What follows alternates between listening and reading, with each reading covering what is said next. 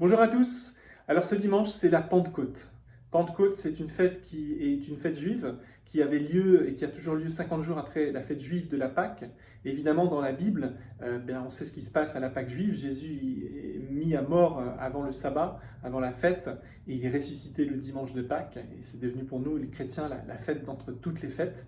Mais 50 jours après, et 10 jours après l'Ascension, on fête la Pentecôte, c'est-à-dire l'effusion de l'Esprit Saint sur tous les 120 personnes qui attendent dans la chambre haute. Et Pierre et les 11 autres apôtres, on vient de tirer au sort Matthias qui remplace Judas, qui avait trahi Jésus. Et les 12 apôtres se lèvent à Jérusalem et commencent à parler de ce qui est en train d'arriver. Et ils prennent cette prophétie de Joël, Joël 2, qui dit que dans les derniers temps, Dieu répandrait son esprit sur tous ses enfants. Tous, tous, tous. Donc c'est pour vous, c'est pour moi. Et dimanche de Pentecôte, on va avoir un invité, l'archevêque Yann Ernest, que Gilbert et Corinne connaissent. Grâce à Gilbert, on est connecté avec cet archevêque qui était l'archevêque anglican de l'île Maurice et qui maintenant est à Rome et qui s'occupe de représenter l'Église anglicane auprès de l'Église catholique, auprès du Vatican.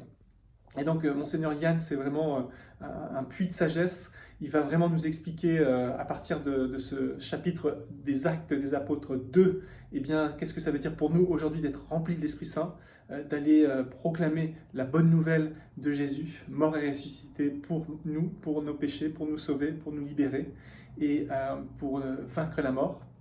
Eh bien, il va nous expliquer ça. On aura aussi quelques témoignages comme d'habitude. Puis, dimanche d'après, on reprend notre série sur Joseph, sur toujours ce thème de la prophétie, comment prophétiser. Et on aura un couple de pasteurs à la retraite, Charlie et Anita Cleverly, qui ont passé plus de 20 ans à Oxford, qui vient juste de prendre sa retraite. Et avant, ils étaient à Paris-Belleville, dans l'église réformée de Paris-Belleville. Et ils sont aussi des grands amis du French Connect et de Saint-Barnabas en général. Ils viendront prêcher le dimanche 30 en présentiel et ça va être vraiment, vraiment, vraiment bien. Donc voilà, comme d'habitude, des mini-églises. La semaine, on lance les lundis soirs un nouveau groupe autour d'un groupe qui s'est constitué après Alpha. Si vous voulez rejoindre une mini-église, n'hésitez pas à me contacter. Voilà, toutes les nouvelles dans la lettre de nouvelles.